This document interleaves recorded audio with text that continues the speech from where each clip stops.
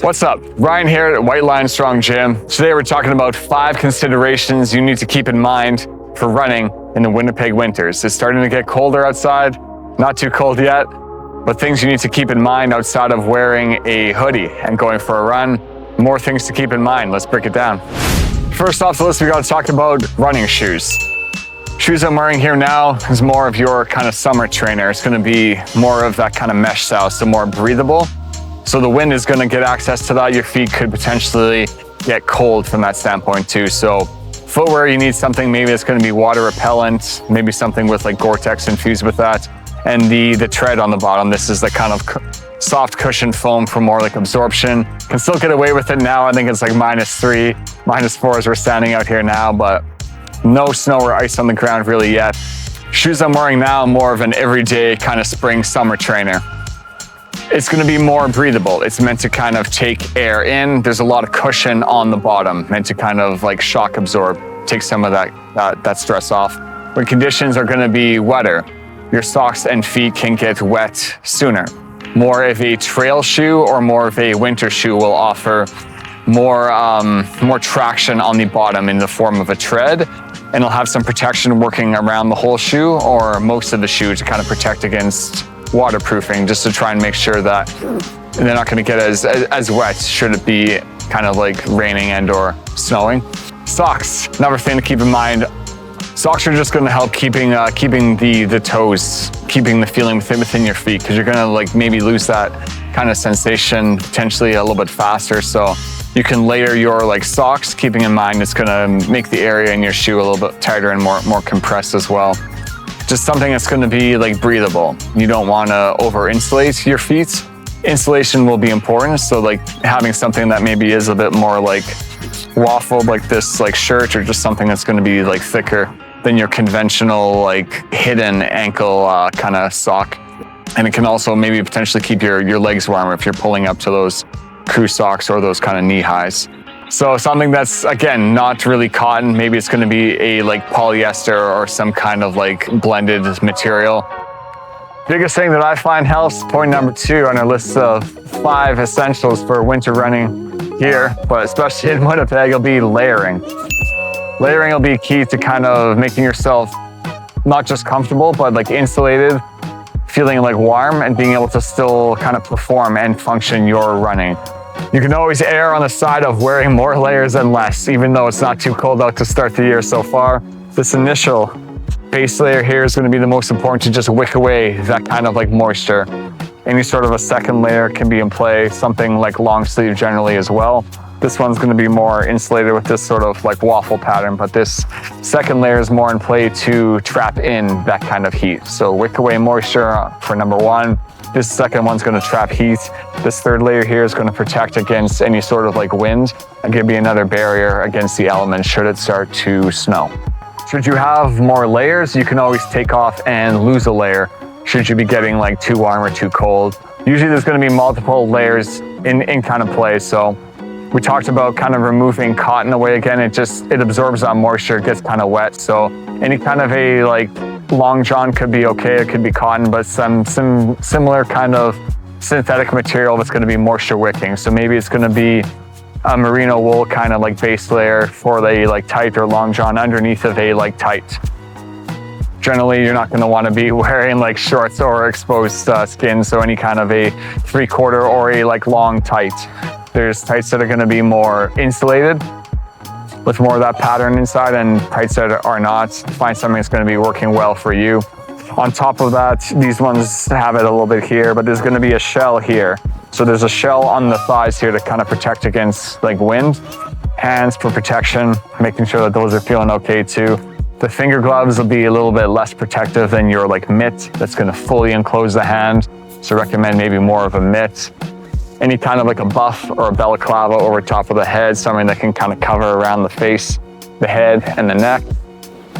Any kind of a hat or a toque that's going to be insulated as well to just try and pull down, cover the ears so you can wear it lower. On those days that are coming, where it's going to get more bitter cold, those are the -30, -40 plus. Other things to keep in mind where you're losing light. So another accessory of that could just be You need to make yourself bright, make yourself visible. There's lots of different clips or add-ons, even if it's just something you'd see on the back of a bike, just a light that you can clip onto your back.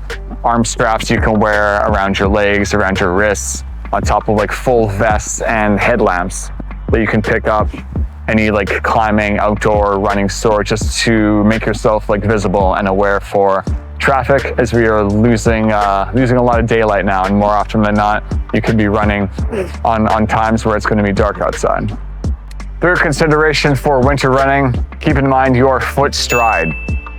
Things may kind of change more than how you would normally run, so you don't want to run with your foot too far in front of you. You still want to be able to land with that foot directly underneath you. If you're reaching, trying to focus on kind of maximizing your stride and that pace where you may be more accustomed to in the spring and summer, you're reaching too far forward, can be more prone to kind of slip a little bit more, or be more prone to slip than you would when you're landing more underneath you. So keep in mind, trying to land more underneath yourself.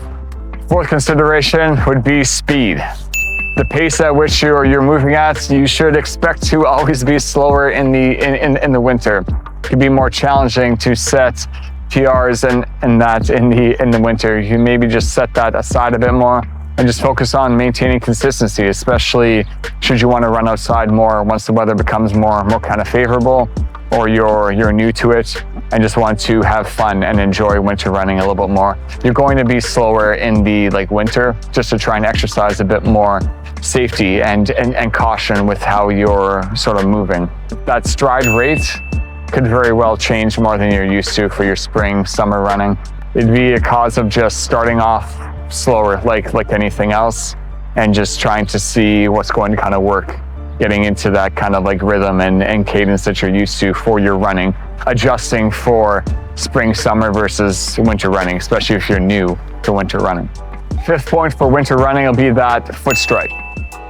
We can have a tendency to maybe want to be too far onto the toes, or heel strike more than we would otherwise. So we still want to be able to keep more of that shorter stride, land on that midfoot. We're reaching too far kind of forward with that heel. More kind of sheer force pulling down, will be more prone to kind of slide if we're landing on our heel and we're reaching too far forward. So we still want to be able to position that leg when we're landing right underneath that hip, on that heel, right under that center of mass, to still get that full extension at that hip. We're landing soft. So we want to make sure that we're landing softly as well, and we don't want to get that same sort of rubbing on the ground. If the footing is going to be unfavorable, we see or we know that there's ice or challenging stretches coming up, we can slow that pace even more and just be more cautious of that as you run. Different challenges with the winter running. Feet on more unstable surfaces. You're running on sidewalks, roadways that may or may not be cleared to the best of that ability. Foot surface can be unstable, maybe more like trail running, which you may or may not be used to from that standpoint. So unstable surface is going to be challenging. Your body is going to be working so much harder to maintain more of a stable core temperature. So the weather considerations in the highest extremes and very high hot temperatures and the pluses, same thing with the very low temperatures. We need to exert so much more energy for that same output. It's not a controlled environment, so we need to take care of ourselves a little bit more. The different wind resistance on top of those kind of elements and how that kind of plays more of a factor in the winter versus the summer. So the layering is going to be key. There you have it, 5 essential strategies to help keep you running in the winter. Point number 1, footwear with proper traction, proper socks. Second point is that accessoring, that layer, that 3-layer system we talked about on top of the accessories for our hands, our face, and our head. Third point, that shorter, quicker stride. Fourth point, lowering that speed, that expectation for your pace. Fifth point was that landing. So it's kind of shortening that stride length, trying to land more under your center of mass. And just have fun out there. Don't set expectations too high and get after it.